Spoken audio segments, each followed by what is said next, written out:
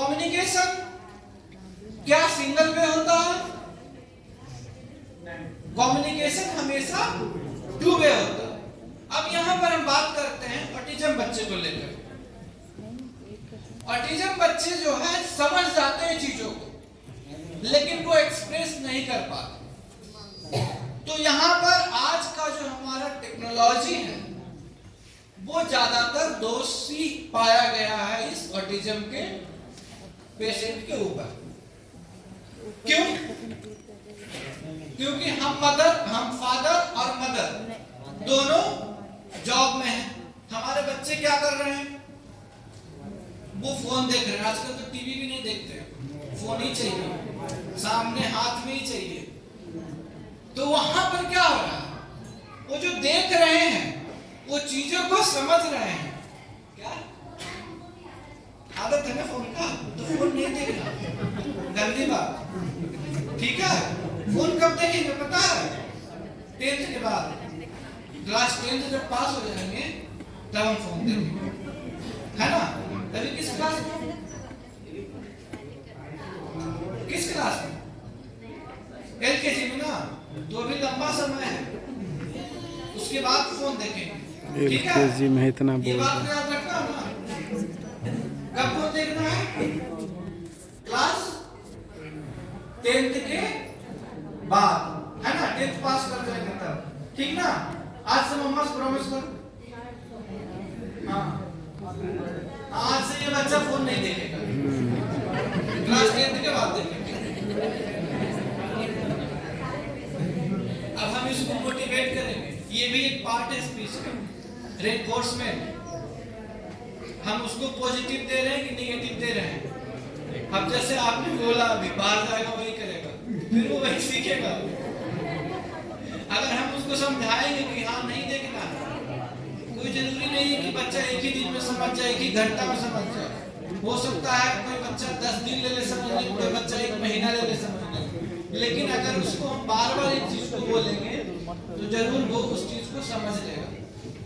बहुत सारा स्टोरी भी कहीं सुने होंगे गांव में, अगर कुछ उसको बोल रहा है, उस नाम से संबोधित कर रहा है, तो अच्छा खासा आदमी उसी नाम से, जो उसका निगेटिविटी है उस नाम में, वही नाम का वो बन जाता है। तो वो डिपेंड करता है, अगर उसे हम अच्छे नाम से बुलाएंगे तो कितना भी खराब व्यक्ति वो रहेगा, वो जरूर उसमें कन्वर्ट हो जाएगा। तो वो चीजें हमें अपने लाइफ में बच्चे के ऊपर जरूर इम्प्लीमेंट करना चाहिए। दूसरी चीज, स्पीच थेरेपिस्ट कुछ भी नहीं है। जो मम्मी पापा हमें बोलने के लिए सिखाए हैं, आज उसी को हम एक किताब में छाप दिए हैं और उसी को हम अलग अलग तरीके से, मेथड से उसको हम इम्प्लीमेंट कर रहे हैं बच्चे के ऊपर। जैसा कि हमारे सारे स्पेशल एजुकेटर वही करते हैं। ABCD तो बना हुआ ही, हम उसको अलग से थोड़े ना अल्फाबेट और न्यूमेरिक सिखा रहे हैं, वही चीज सिखा रहे हैं, बस हमारा तरीका चेंज है, कैसे उसको हम उसके दिमाग में फिट करें। तो स्पीच थेरेपिस्ट वही चीज है। अगर कोई मम्मी, कोई मदर अगर अच्छे से समझ जाए तो इसकी पढ़ाई पढ़ने की भी नीड नहीं है, वो ऐसे ही बोलने के लिए सीख जाएगा, अगर उस चीज पे हम फोकस करें तो।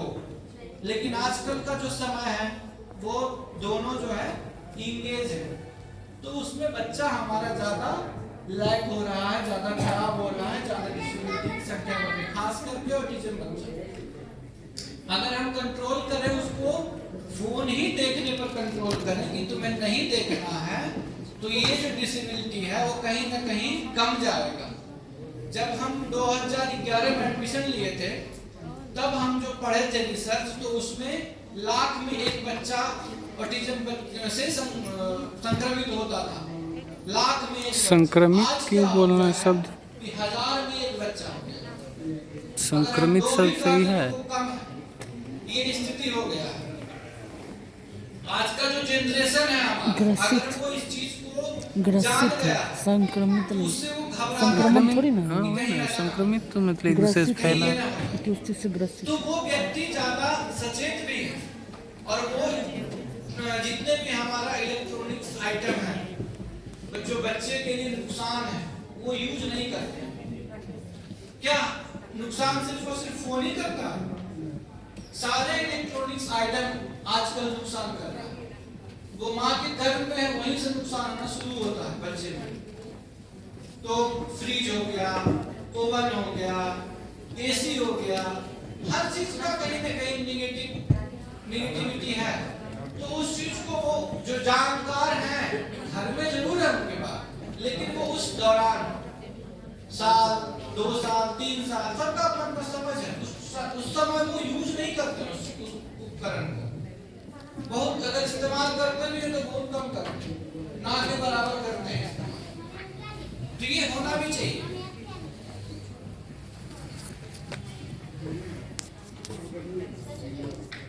ये हमारा ब्रेन है। अब हम स्पीच का जो रिकॉग्निशन करेंगे, जो एक्सप्रेशन करेंगे, वो कहां से करेंगे? ब्रेन से ही करेंगे ना। सीखेगा कौन? ब्रेन सीखेगा। तो ब्रेन में जो कुछ एरिया है हमारा, वो रिस्पॉन्सिबल है हमारा रिसेप्शन के लिए और रिकॉग्निशन के लिए, प्रोडक्शन के लिए। तो वो एरिया है ब्रोकाज एरिया और वर्निकाज एरिया। ये 2 एरिया हमारा स्पीच के लिए रिस्पॉन्सिबल है। अगर ये 2 एरिया कहीं ना कहीं किसी रूप से अगर प्रभावित है, तो हम लाख चाह लेंगे कि बच्चा बोलना लगे, बच्चा एक्सप्रेस करने लगे, तो वो चीजें पॉसिबल भी नहीं है। और ये बहुत ही जटिल प्रक्रिया है। इसे हम जितना आसान से अभी हम बोल पा रहे हैं, एक्सप्रेस कर पा रहे हैं, एक्चुअल में देखा जाए उसे, तो ये बहुत जटिल प्रक्रिया है। विजन की हम बात करें तो ये दिमाग हमें उसको सीधा करके इमेज बनाता है, आंख हमें उल्टा देखता है। अब सोचिए वो कितनी फास्ट वो देखता है कि आप हमें सीधा नजर आ रहा है। तो इतनी फास्ट ये प्रक्रिया है। तो हमारा स्पीच प्रोडक्शन के लिए ब्रोकाज एरिया और वर्ड रिकॉग्निशन के लिए वर्निकाज एरिया। अगर मीनिंग ऑफ वर्ड जानना है तो उसके लिए आपका ब्रोकाज एरिया का कुछ हिस्सा और वर्निकाज एरिया का कुछ हिस्सा जो है इन्वॉल्व है, और मीनिंग ऑफ वर्ड के लिए आपका इन्वॉल्व है, पोस्टीरियर लैंग्वेज के लिए इन्वॉल्व है। तो वो बटा है एरिया। ये इस चीज के लिए रिस्पॉन्सिबल है, ये इसके लिए रिस्पॉन्सिबल है, ये इसके लिए रिस्पॉन्सिबल। आप देखे भी होंगे अगर कोई एक्सीडेंट कर गया तो किसी कारण बस सर अगर फूटा है तो कोई एक ही एरिया प्रभावित होता है, या तो विजन चला गया, या तो स्पीच चला गया, या तो उसका जो लॉन्ग टर्म मेमोरी में सेट था वो चला गया, या शॉर्ट टर्म मेमोरी में सेट था वो चला गया। तो हर एरिया अलग अलग रिस्पॉन्सिबल है ब्रेन। ऐसा नहीं है कि चोट यहाँ लगा तो सारा गायब हो जाएगा, ऐसा नहीं है।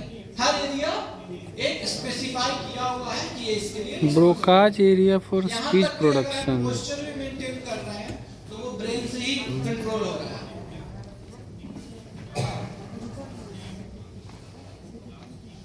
अब हम आते हैं कि स्पीच प्रॉब्लम होता क्या है।